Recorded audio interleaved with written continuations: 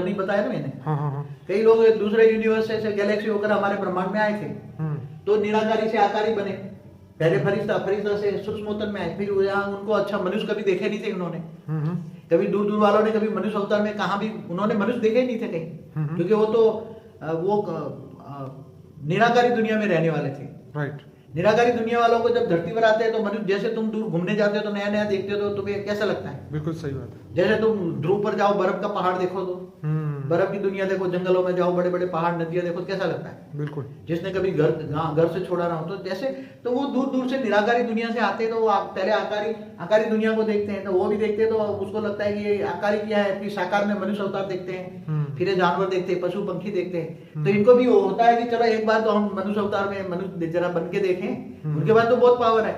तो कई लोग तो ऐसे देखने आए और उनको इच्छा हुई कि हम एक बार मनुष्य बन के देखें, उनके पास तो हमारे पास तो बहुत पावर है।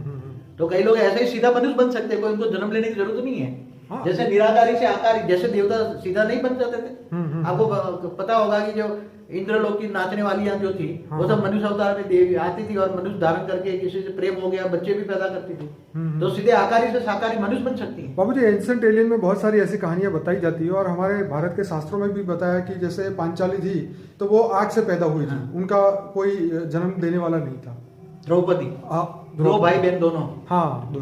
तो ऐसे हमारी भारतीय शास्त्रों में जो भी कहानी लिखी है, तो अपना युवा बल अगर दूर दूर घूमते थे, आते थे, जाते थे, मगर मनुष्य की भी कब नहीं कहते, मनुष्य बनने के लिए देवता भी तड़पते हैं। क्या कहते हैं? तो देवता सूक्ष्म होतन में रहते हैं और फरिश्ता कारण परम तत्वों में रहते हैं। तो देवताओं को भी मनुष्य जन्म लेना होता है। क्यों तड़पते हैं? कि देवताओं को भी मनुष्य जीवन अच्छा लगता है, क्योंकि मनुष्य जीवन जो साकारी जीवन में भोग विलास जो करना होता है, तो मनुष्य जीवन भोगी होता है। देवता भी भोगी है वैसे, इसलिए उसको ज्यादा भोग चाहिए। और मनुष्य भी ज्यादा भोग चले तो पाताल लोक में जाता है, अतल वितल सुतल पाताल लोक में चला जाता है, पांच तत्वों में भारीपन आता है।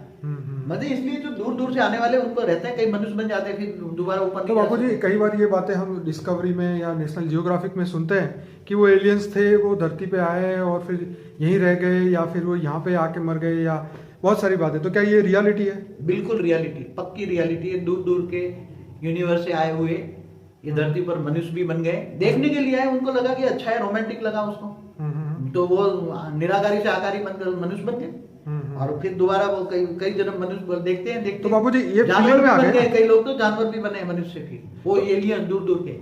तो बाबू जी, वो लोग फीलिंग्स में आ जाते होंगे, क्योंकि जब धरती पे है तो आकाश, वायु, अग्नि, जल, पृथ्वी, तो जब पांचों तत्व जब उनके शरीर पे, उनकी आत्मा पे जब लगते हैं तो वो ऑब्वियसली इस धरती की फीलिंग में आते होंगे।